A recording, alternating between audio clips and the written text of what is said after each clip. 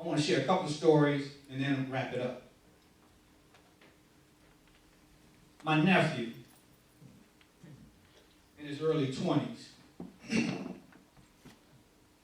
Now, he's my nephew on my wife's side of the family.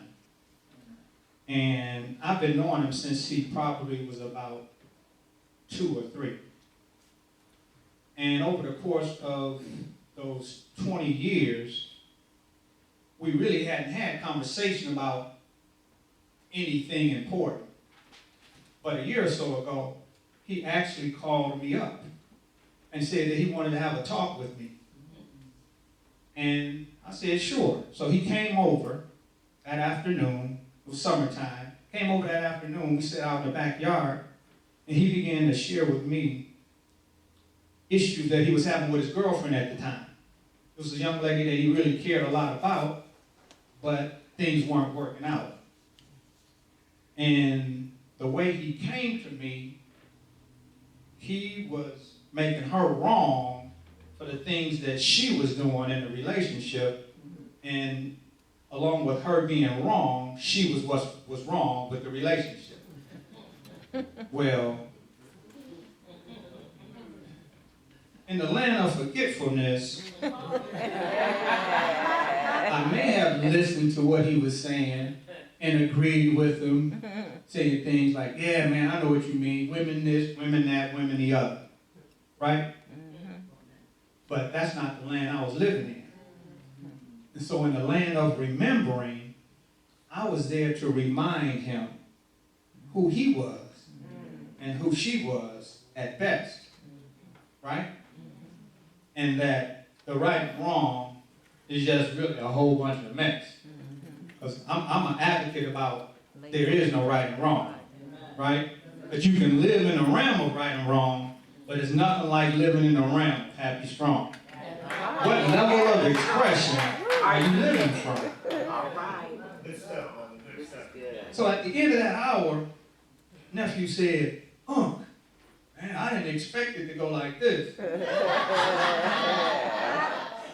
I said, hey, I'm just sharing my truth, right? But he said, can we get back together again? He wanted to talk some more. So we did. And we talked for a couple of months, on and off. And ultimately, they came to the conclusion that it was best that they go their separate ways. So I wasn't committed to them staying together. I wasn't interested in them breaking up. I was interested in him coming to know who he is, and why he came to be, right? And so I was interested in helping him to what? Level up, right? Because funny thing, at the end of our conversation, that first hour, I asked him, so what did you get out of this? And you know what he told me? He said, I need to have a positive attitude and do a little more positive thinking. And I said, well, nephew, I understand how you could possibly think like that because that was a process that I went through. But what I really want to do is support you in being the powerful being that you are, right? And so he said, thank you, Mom. It is a process, isn't it? And wherever you are, whatever level you are, it's okay. You still have an opportunity to rise up.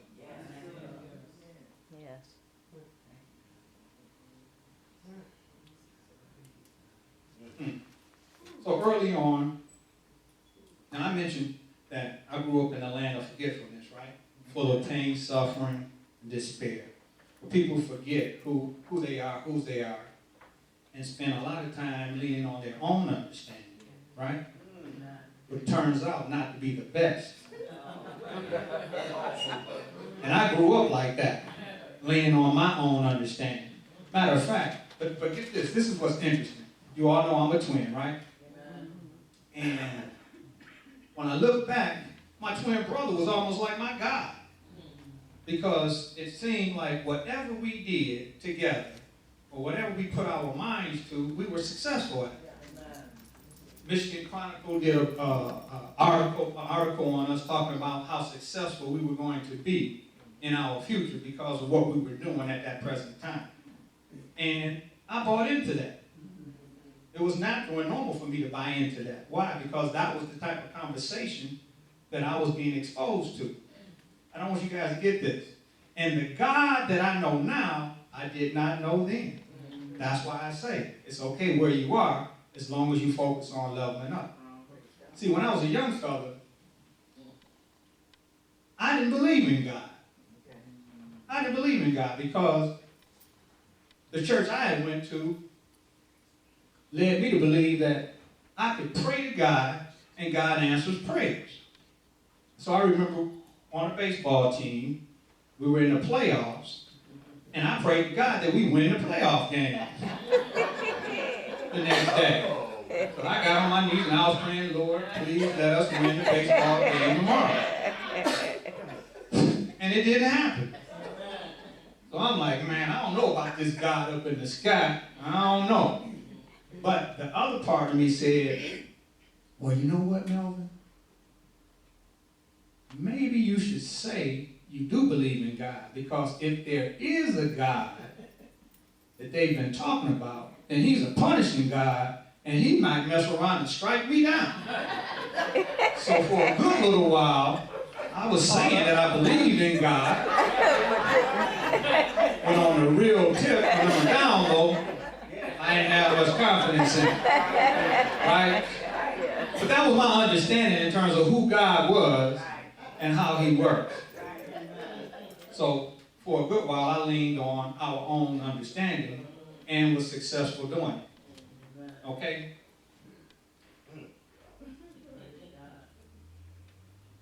But with that success came frustration, stress, anger, anxiety.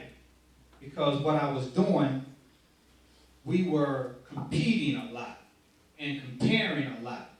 And in the competing and the comparing, a lot of complaining was coming from that also. Right? And so my original message today was, let's level up the expression from which we're living. And one way we can do it is by not complaining, comparing, or competing. Okay? We're not here to compete and compare. When I was comparing myself to Les Brown, I was saying, I can't do this. I can't do what he does. But once I gave up the idea, once I gave up the very thing that was providing me success as a young person who didn't know who the real God was, it was no longer for me to be that person, because now when I know who the real God is, who lives within me, I need not compare, compete, or complain. Right? So what level of expression are you living?